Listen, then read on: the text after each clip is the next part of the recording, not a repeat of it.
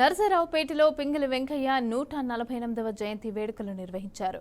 ఇక ఎంఏఎం మహిళా ఇంజనీరింగ్ కళాశాల ఆధ్వర్యంలో 75 మీటర్ల జాతీయ జెండా ప్రదర్శనను జెండా ఊపి ఎమ్మెల్యే డాక్టర్ చంద్రవాడ అరవిందబాబు ప్రారంభించారు.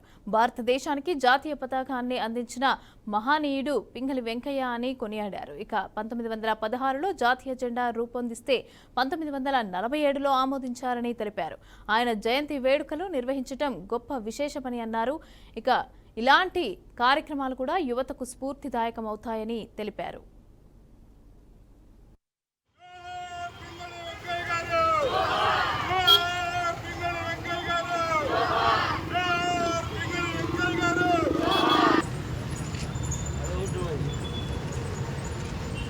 Two steps friend.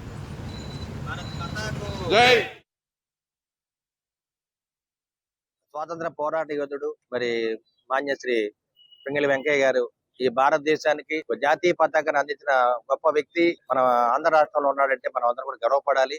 మరి అటువంటి అవకాశం, అటువంటి మరి గర్వపడదగ్గ అవకాశం మరి మన ఆంధ్ర రాష్ట్రంలో కృష్ణా జిల్లాకు రావటం, మరి పింగళి వెంకయ్య గారు ఏదైతే జాతీయ జెండాను సృష్టించారో మరి అది మనకి దక్కడం అనేది చాలా గొప్ప విషయం. జాతీయ జెండాలో 3 రంగులు ఉన్నాయి, కాషాయము, తెలుపు, ఆకుపచ్చ రంగు, మధ్యలో అశోకుడు ధర్మచక్రాన్ని కూడా పెట్టడం జరిగింది. అంతకుముందు పింగళి వెంకయ్య గారు మన గాంధీ గారు చెప్పినట్టు రాట్నాన్ని పెట్టడం జరిగింది. తర్వాత నెహ్రూ గారు దాన్ని మార్చి అశోకుడు ధర్మచక్రం పెట్టారు. అందరికీ ఆమోదయోగ్యంగా ఆ రోజు జెండా రూపకల్పన చేయడం జరిగింది. ఈ రూపకల్పన కూడా 1916లో చేయడం జరిగింది. తర్వాత 1947లో దీన్ని ఆమోదించి మన జాతీయ జెండాగా అందరం కూడా ఆమోదయోగ్యం జరిగింది.